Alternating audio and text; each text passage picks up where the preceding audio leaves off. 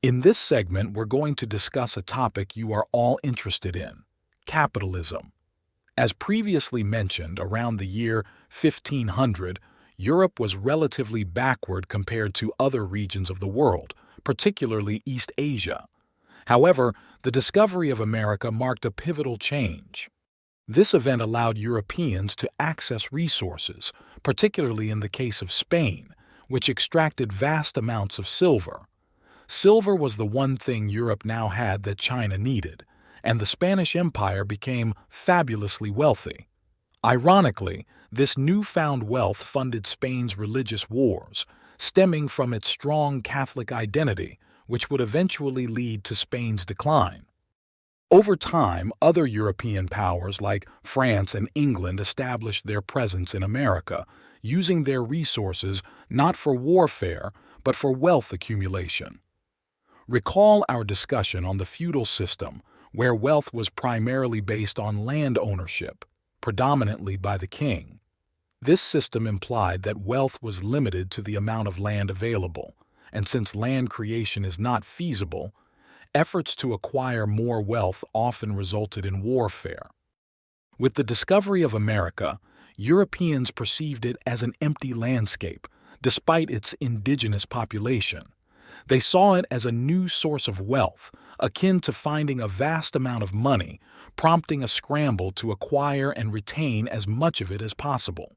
This approach is known as the mercantile system, where the wealth of a nation was tied to its resources, leading to a trade system confined within one's empire. For instance, resources from British, French, or Spanish colonies were exclusively traded with their respective mother countries. Consider the practical implications of this system using the examples of Saint-Domingue, a French colony producing sugar and rum, and South Carolina, a British colony known for its rice production. Despite the logical benefits of direct trade between these colonies, the mercantile system required all goods to be routed through the mother countries, creating inefficiencies and profit for the ruling nation at the colony's expense. John Locke, who you are currently reading and whose work we will discuss soon, argued that the government's purpose is to protect property.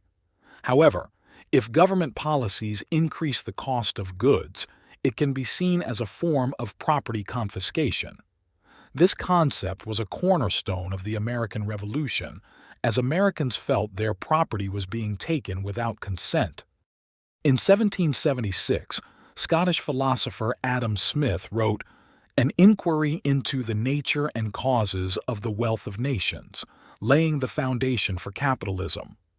Smith argued that the nature of wealth had shifted from land to capital, a potentially limitless resource. His philosophy advocated for pursuing one's enlightened self-interest to accumulate wealth, thereby benefiting society as a whole. This concept, encapsulated in the phrase, "a rising tide lifts all boats," suggests that individual wealth creation leads to societal prosperity.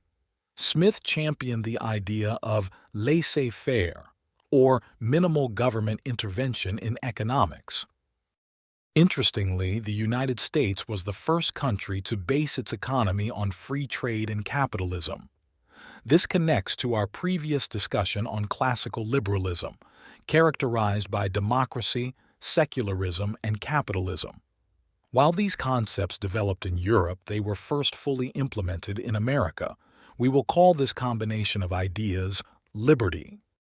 Please proceed to answer the questions in the assignment on Canvas. If you have any questions, you can post them in the open forum discussion or contact the professor using Canvas email.